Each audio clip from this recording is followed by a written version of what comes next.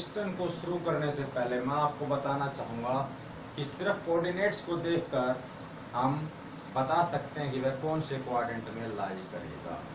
कौन से क्वाड्रेंट में लाई करेगा, वह फर्स्ट क्वाड्रेंट में करेगा या सेकंड में करेगा या थर्ड में करेगा या फोर्थ। तो देखिए ध्यान से, क्वेश्चन को सोल्व करने से पहले आप ये जानिए कि सिर्फ कोऑर्डिनेट्स को देखकर ये हम बता सकते हैं कि वह कौन से क्वाड्रेंट में लाई करेगा। तो देखिए, ये हमारे पास एक एक्स एक्स वाई एक्सिस और ये हुआ X axis, X O X dash axis, Y O Y dash axis. इसके अंदर हमारे पास ये हुआ 1 2 3 4, 1 2 3 4, 1 2 3 4, 1 2 3 4। ये पॉइंट आ गए हमारे पास। इधर पॉजिटिव स्केल हमारा बताया गया था, ओ एक्स वाली साइड पॉजिटिव चलेगा, ओ वाई साइड भी पॉजिटिव चलेगा, एंड इधर ओ एक्स डैश नेगेटिव, इसी प्रकार ओ वाई डैश भी नेगेटिव। इस प्रकार हमारा ये, तो मैंने आपको ये बताया था कि ये हमारा फर्स्ट क्वाड्रेंट होगा, ये सेकंड क्वाड्रेंट होगा, ये थर्ड क्वाड्रेंट होगा और ये फोर्थ क्वाड्रेंट। तो देखिए, हम कोई भी पॉइंट मान लिया 2 और 4 कहता है 2 और 4, इस पॉइंट को प्लॉटिंग कीजिए, इस पॉइंट की प्लॉटिंग कीजिए कार्टेशियन प्लेन के अंदर कहाँ होगी। तो 2 ये रहा, x की वैल्यू 2 और y की वैल्यू 4 ये रही, यानी कि 2 की ये जो हमारी इस प्रकार जाएगी ये, और इधर से 4। तो ये हुआ हमारा एक पॉइंट जिसके कोऑर्डिनेट है 2 और 4। तो किस कौन से क्वाड्रेंट के अंदर हुआ ये? फर्स्ट के अंदर, इस वाले हिस्से के अंदर ये पॉइंट लोकेट हुआ, इस वाले पॉइंट के अंदर लोकेट हुआ। तो क्या देखने को मिले? आपके दोनों के दोनों आपके क्या थे? पॉजिटिव। एक्स कोऑर्डिनेट की वैल्यू भी और वाई कोऑर्डिनेट की वैल्यू दोनों क्या थी? पॉजिटिव थी। क्या थी? दोनों की दोनों वैल्यू पॉजिटिव थी। तो हम कहेंगे कि दोनों, जब एक्स की वैल्यू भी पॉजिटिव हो और वाई की वैल्यू भी पॉजिटिव हो, तो वो कौन से क्वाड्रेंट में लाई करेगा? फर्स्ट में। इसी प्रकार देखिए, इधर x axis, x dash axis या कहें x O X dash axis क्या है? नेगेटिव, और ये इधर चलेगा तो y की वैल्यू क्या आएगी? पॉजिटिव। तो ये क्या हुआ? नेगेटिव, और ये होगा इधर से पॉजिटिव। तो यानी कि नेगेटिव और पॉजिटिव, x की वैल्यू माइनस और y की वैल्यू प्लस की होगी, तो वो होगा हमारा सेकंड क्वाड्रेंट में। थर्ड नेगेटिव, और इधर से भी y की वैल्यू क्या आएगी? नेगेटिव, यानी कि दोनों की वैल्यू नेगेटिव होगी। तो क्या होगा? Third quadrant. And fourth quadrant में plus and minus, plus and minus. Fourth quadrant के अंदर पॉजिटिव एंड नेगेटिव होगा। तो हम सिर्फ ओनली पॉइंट्स को ही देखकर बता देंगे कि यह कौन से क्वाड्रेंट में लाई करेगा, यह कौन से क्वाड्रेंट में लाई करेगा। आ गया समझ में? तो और दूसरा, एक्सिस के ऊपर लाई कब करेगा? एक्सिस के ऊपर लाई कब करेगा? एक्स एक्स के ऊपर लाई कब करेगा और वाई एक्सिस के ऊपर लाई कब करेगा? जब एक्स की वैल्यू तो कुछ न कुछ हो और वाई की वैल्यू क्या हो? 0। वाई की वैल्यू क्या हो? 0। Then lie on X axis, lie on X axis, X axis पे लाई करेगा, एक्स एक्सिस पे लाई करेगा। देखो 2 और 0, x 0 है तो मान लिया हमने x की वैल्यू 2 हो और y की क्या हो? 0। तो 2 0 कहाँ होगा? x की वैल्यू 2 ये y की 0 यही हुई। तो किस पे आया? ये हमारा x एक्सिस पे। इसी प्रकार y पे कब लाई करेगा? जब y की कोई ना कोई वैल्यू हो, y ये रहा, और यहाँ से x की वैल्यू क्या दिखाई दे रही है? 0। y पे 4 है तो x की वैल्यू क्या है 0, y पे 3 है तो x की वैल्यू क्या है 0, यानी कि उसके कोऑर्डिनेट होंगे 0 और y। देन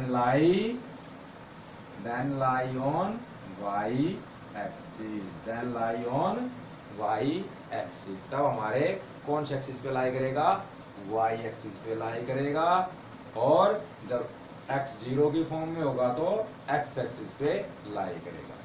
परंतु जब दोनों की वैल्यू पॉजिटिव हो, दोनों की वैल्यू क्या हो पॉजिटिव हो,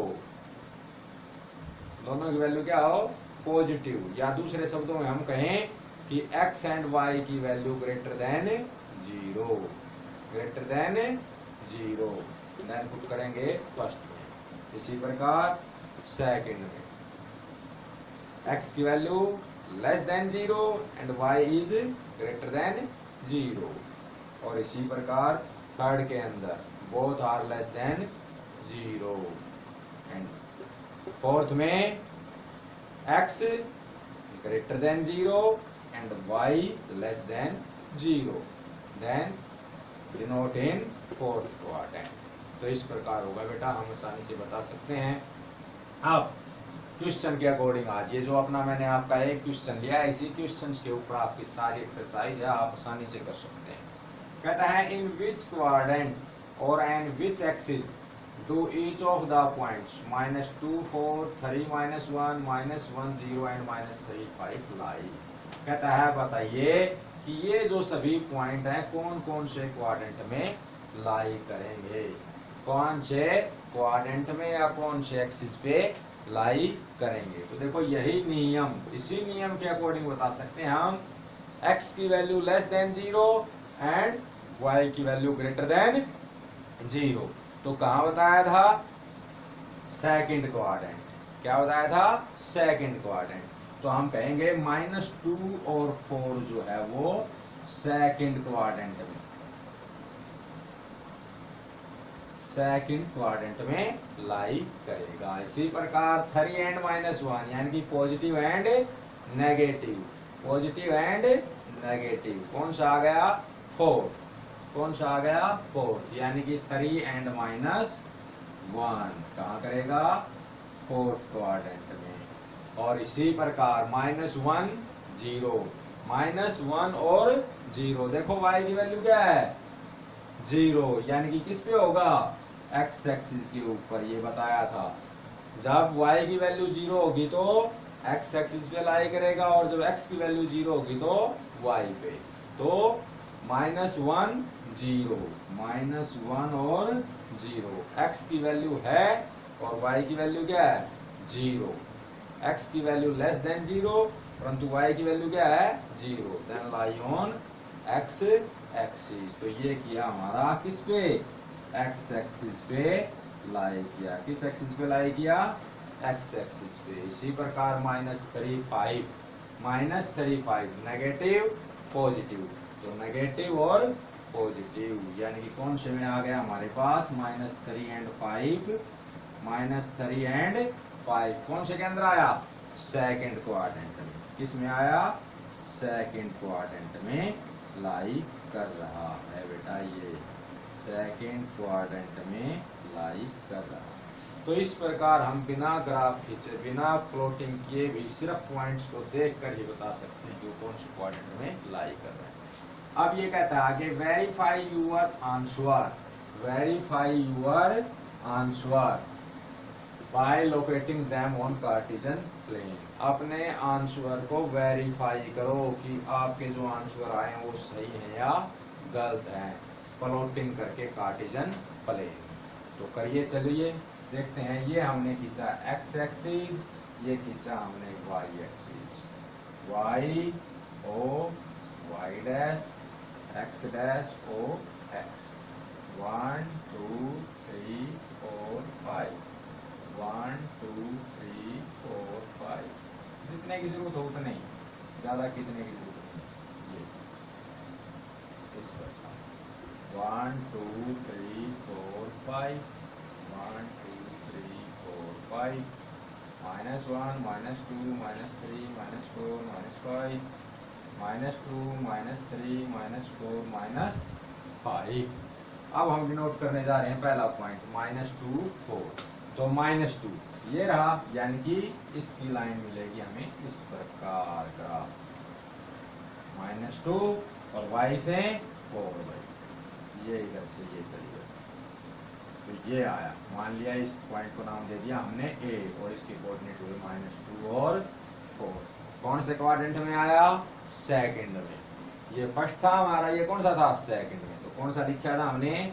सेकंड, राइट। अब नेक्स्ट 3 एंड -1, 3 ये रहा बेटा और -1 ये रहा। 3 की ग्राफिंग लाइन इधर, ये इधर, दोनों परपेंडिकुलर लाइन यहाँ टकराई। कौन से क्वाड्रेंट में आया? फोर्थ क्वाड्रेंट में। ये बी पॉइंट मान लिया, इसको कोऑर्डिनेट हो गए 3 एंड -1, तो ये कौन से में आया? हमारा फोर्थ क्वाड्रेंट में। ये भी सही है। इसी प्रकार अगला था हमारा -1 एंड 0। -1 x एक्सिस -1 ये रहा और y की वैल्यू 0 यहीं रही, यहीं से यहीं पे आएगा। ओके, तो ये हुआ हमारा C पॉइंट जिसके कोऑर्डिनेट है -1 और 0। कौन से एक्सिस पे आया? x एक्सिस के ऊपर, यही हमने बताया था। नेक्स्ट अगला है हमारा -3 एंड 5। -3 ये रहा और 5, ये -3 की इस प्रकार मिलेगी हमें परपेंडिकुलर जाती हुई इधर से ये बेटा, ये आया ये पॉइंट, ये मान लिया पॉइंट है हमारे पास D जिसके कोऑर्डिनेट है -3 और 5। कौन से में आ गया? ये भी सेकंड, ये आ गया सेकंड। तो आप इस प्रकार पॉइंट्स की ग्राफ पेपर के अंदर x एक्सिस और y एक्सिस लेकर आप पॉइंट्स की प्लॉटिंग कर सकते हैं कि कौन सा पॉइंट कहाँ होगा। बिना प्लॉटिंग करें भी आप सिर्फ उनके साइंस देखकर बता सकते हैं, कोऑर्डिनेट्स के साइन देख के बता सकते हैं कि वह फर्स्ट क्वाड्रेंट में होगा, सेकंड क्वाड्रेंट में होगा, या वो x एक्सिस पे होगा, ये y एक्सिस पे होगा।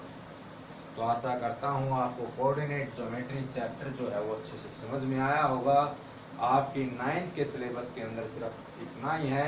जो आगे का और जो काम है, कोऑर्डिनेट ज्योमेट्री जो है एक पूरे विस्तृत रूप के अंदर है, जो आपको अगली क्लास में ही पढ़ने को मिलेगी। और फिर भी आपके लिए मैं कोऑर्डिनेट ज्योमेट्री के आगे के चैप्टर कभी न कभी जरूर डालूंगा। 10th लेवल के अंदर जो आती है वो भी आपके जल्द ही इसके अंदर डाले जाएंगे।